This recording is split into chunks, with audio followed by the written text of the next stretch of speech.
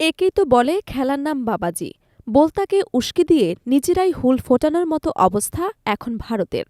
মুস্তাফিজ ইস্যুতে এমন এক চাল চালল বিসিসিআই, যার ধাক্কা গিয়ে লাগতে পারে টি-২০ বিশ্বকাপের মঞ্চে। চলমান টি-২০ বিশ্বকাপকে ঘিরে ভারতীয় ক্রিকেট বোর্ড বিসিসিআইয়ের জন্য তৈরি হয়েছে বড় ধরনের অনিশ্চয়তা। কলকাতা এবং মুম্বাইয়ে অনুষ্ঠিতব্য বাংলাদেশের ম্যাচগুলো নিয়ে দেখা দিয়েছে জটিলতা।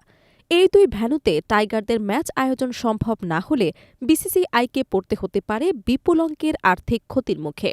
বাংলাদেশের পরবর্তী সম্ভাব্য ভেন্যু কোথায় হতে পারে এবং ঠিক কতটা ক্ষতির আশঙ্কা করছে রোহিত কোহলিদের বোর্ড, তা নিয়ে বিস্তারিত থাকছে এই রিপোর্টে। বাংলাদেশের তারকা পেসার মুস্তাফিজুর রহমানকে আইপিএল থেকে দল কলকাতা নাইট রাইডার্স থেকে ছেড়ে দেওয়ার পর থেকে বিসিসিআই ব্যাপক সমালোচনার মুখে পড়েছে। সামাজিক যোগাযোগ মাধ্যম থেকে শুরু করে মূলধারার গণমাধ্যম সবখানেই চলছে তীব্র আলোচনা এবং সমালোচনা।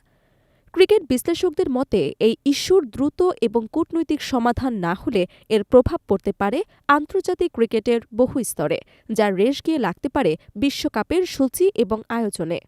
উল্লেখ্য, গত বছরের ১৬ ডিসেম্বর দুবাইয়ে অনুষ্ঠিতব্য আইপিএলের বহুল আলোচিত মিনি নিলাম, অত্যন্ত পেশাদার এবং প্রতিদ্বন্দ্বিতাপূর্ণ সেই নিলামে চেন্নাই এবং দিল্লিকে পেছনে ফেলে ১২ কোটি রুপিতে মুস্তাফিজুর রহমানকে দলে ভেড়ায় কলকাতা নাইট রাইডার্স। নিলামের সেই সন্ধ্যায় কলকাতা শিবিরে ছিল আনন্দ এবং প্রত্যাশার ছাপ।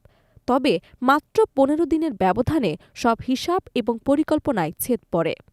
অভ্যন্তরীণ জটিলতা এবং বোর্ড পর্যায়ের সিদ্ধান্তর কারণে কাটার মাস্টার খ্যাত মুস্তাফিজকে এক প্রকার বাধ্য হয়েই দল থেকে ছেড়ে দেয় শাহরুখ খানের মালিকানাধীন ফ্রাঞ্চাইজিটি।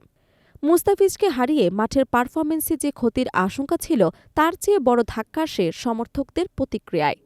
সামাজিক যোগাযোগ মাধ্যমে কলকাতার অফিসিয়াল পেজ এবং সংশ্লিষ্ট মিডিয়া প্ল্যাটফর্মে আনফলো করার হিড়িক দেখা যায়। ধীরে ধীরে কমতে থাকে ফলোয়ার সংখ্যা, যা চিন্তায় ফেলে দেয় টিম ম্যানেজমেন্ট এবং বিজ্ঞাপনদাতা সংস্থাগুলোকে।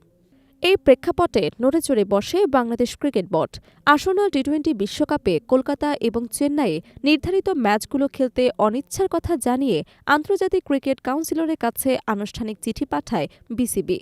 চিঠিতে নিরাপত্তা ইস্যুকে প্রাধান্য দিয়ে বাংলাদেশের ম্যাচগুলো অন্য কোনো ভেন্যুতে আয়োজনের প্রাথমিক প্রস্তাবও দেওয়া হয়েছে।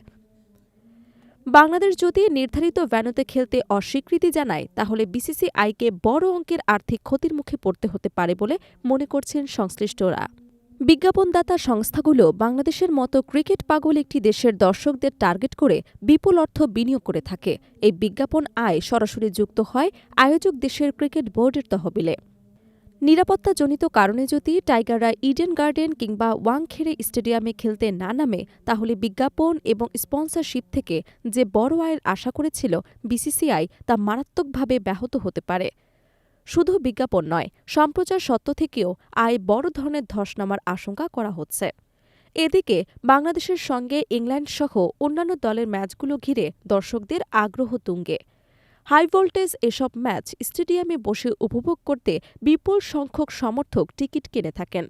এই টিকিট বিক্রির অর্থ যদি বিসিসিআই নিজেদের ঝুলিতে রাখতে না পারে, তাহলে আর্থিক ক্ষতির পরিমাণ আরও বাড়বে। সূচি অনুযায়ী আগামী মাসের ৭ তারিখে ওয়েস্ট ইন্ডিজ, ৯ তারিখে ইতালি এবং ১৪ তারিখে ইংল্যান্ডের বিপক্ষে মাঠে নামার কথা টাইগার বাহিনীর। প্রথম ৩টি ম্যাচ ঐতিহাসিক ইডেন গার্ডেনে এবং শেষ ম্যাচ মুম্বাইয়ের ওয়াংখেড়ে স্টেডিয়ামে অনুষ্ঠিত হওয়ার কথা থাকলেও চলমান সংকটের সমাধান না হলে বিকল্প ভেন্যু হিসেবে শ্রীলঙ্কার কলম্বো বা গালের নাম আলোচনায় এসেছে।